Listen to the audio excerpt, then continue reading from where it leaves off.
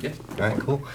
Hi, this is Josh Terry with RedEye Chicago, sitting here with the tallest person I've ever interviewed, Mick Jenkins. How's it going, Mick? Pretty good. Pretty good. So you're 2 days away from embarking on the World Domination Tour, is that correct? Yeah, with Joey Badass and Denzel Curry. Yeah. So are you excited, nervous? What are your thought processes right now? I'm excited. I really like tour. I get to get in front of the fans. I get to make some money. Yeah. That's a good it's plus. refreshing. I've been working on my live show, a lot more, watching artists like Chance who really bring something different to a live show, and trying to take from that and apply it to what I do as best as we can. Got a drummer, got a background singer. We're doing some effects on the mic, so it'll be really cool to see what all the practice turns it into, you know. Yeah, and so since you've been rapping, basically a lot has changed in the last couple of years in terms of your live show. Like you've only been on like 2 major tours since you started just out? two. So what's changed since then? I mean, just like anything else that I do, I just pay a lot of attention to what works, what doesn't, what we've done versus what other people do who give a great version of what I do. I've noticed this at basically every rap show, and the reason why I bring it up is that I'm thinking about writing something about it. But like I noticed that like when like white kids are at the show, they like sing along to the lyrics, but then they also like say the N-word. And what's your thoughts on that? Like that shit makes me so uncomfortable when I'm at a show and I see a kid screaming along. Like, what are your thoughts on that? It definitely isn't okay. I think I have a lot of thoughts about it. It's very crazy for me. I did a show, and the sound went out. The lights and the sound just stopped in the middle of the show. I was like, oh shit. Let's do Waters live. Yeah. So we had the drummer kick a beat, and then did Waters, right? That went so well. We were like, fuck it, let's do Martyrs live. You know what I'm saying? Like the lights and shit still weren't on. And all I heard, all I saw, because there was no music, there was no DJ. It was just like I couldn't take it. I couldn't get it out of my mind. It was just all I saw was all the white people screaming, nigga. Like I was, you know what I'm saying? Like, but it's just like at the end of the day, I have all the power. You understand what I'm saying? Like I wrote it.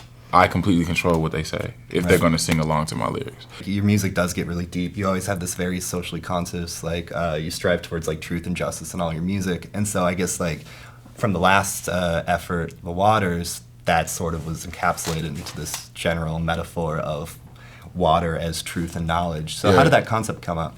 It's super necessary to the world and our livelihood here. It's super necessary to our bodies and our health. It can be used in a lot of different ways, and it has been for a long time. It, you know what I'm saying, creates, destroys. There's tons to say about water and how necessary it is.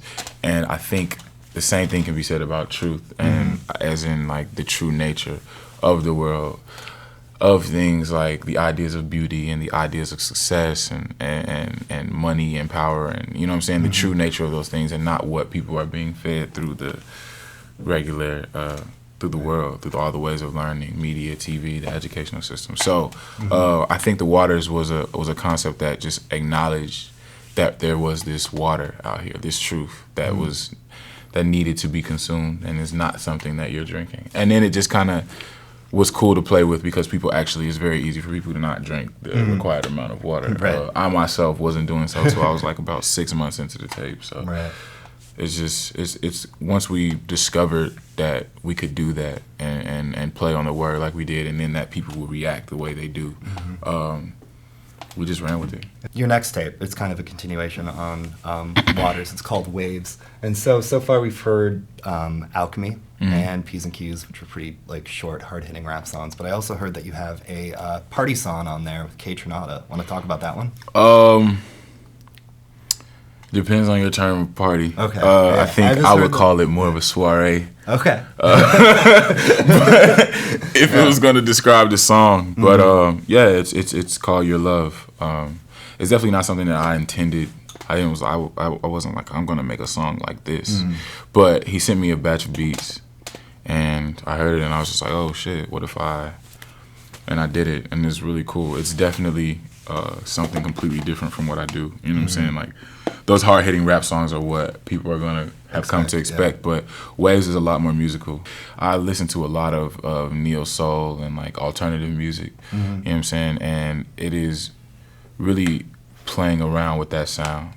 Waters was just a sound for me, the same way Trees and Truths was a sound. Totally. And I think every project I do will have its own sound. And for Waves, I definitely wanted to use a bit more of the melodic influences that help me in my rap anyway.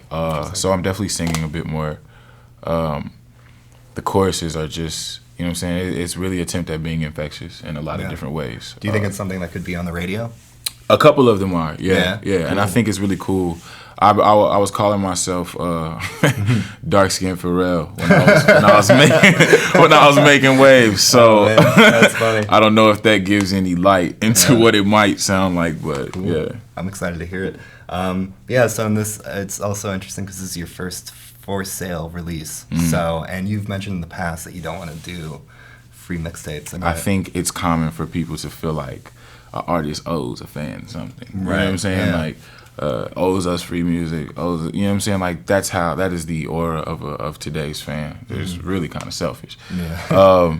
If you're a brand new fan of Mick Jenkins and you press play on the Waters, you know what I'm saying? Like, and you love it and you're a fan now, I'm the only person who's done anything for anybody. You know what I'm saying? Unless you actually submitted $1 to me, Right. I don't owe you anything but good music if you pay for good music, and I don't owe you anything but a good show if you pay for a good show. You know? The Save Money folks are kind of going through the exact opposite thing, except for like maybe Vic Mensa. Like Surf was the first ever free release. on Yeah, iTunes. yeah. Why do you think they're going that route? But I think it's really cool for Chance because, I mean, his live show is something that is to be like experienced. Yeah, you know what I'm it's saying? crazy. Not Yeah, saw. You feel yeah, me? Like, totally. and I think he's developing it more. He said that the inspiration for Surf was like Broadway shit that he saw. You understand what I'm saying? he saw the Lion King musical. and he's like let's make an album out of that. you know what I'm saying? Making yeah. an album out of that and then doing a show like based off that. You know what I'm saying? You can expect from Chance like some major theatrics, and I think putting out a project for free just gives him the platform to go tour. You know what I'm saying? Like, it makes sense. And I'm not saying that I'll never put out music for free again, but for right now, like, that's how I feel. You know what I'm saying? I think there's a big disconnect with the fan and the artist as it comes to that, and like that's me challenging that, and that's Yeah. I think it makes a lot of sense for you because your fans are like kind of in it with you. Like they want to strive for that truth and they want to be different. And they want to like actually make a statement with their music. And so I think it's a really good move for you. Your song 11. And so I remember about Eric Garner, and in the song you repeat "I can't breathe" 11 times, which is exactly how many times he said that term before he died by police brutality. And you mentioned that that was a very tough song to write. And it's actually very easy to write a song like that, or Treat Me Caucasian, or Martyrs, because it is a familiar narrative, unfortunately. But it's just tough. I have to perform that. I haven't performed that song. I've yet to perform that song. Like, I gotta perform this music. I gotta sit with this music. I gotta go on tour with this music. You know what I'm saying? Like, that's just tough. It's emotional. You know what I'm saying? It takes a lot out of you to be like feeling that all the time. You feel me? Like, it's draining. You know what I'm saying? To make a lot of music like that. So. But it's also something that I read that you said that you kind of had to. Yeah. I mean, I wanted to. Like, it's just, you want to say something. You know what I'm saying? Just how people take to Twitter. You know what I'm saying? That wasn't the most like biggest action that I could do, but like just how people take to Twitter, like I just took to the music.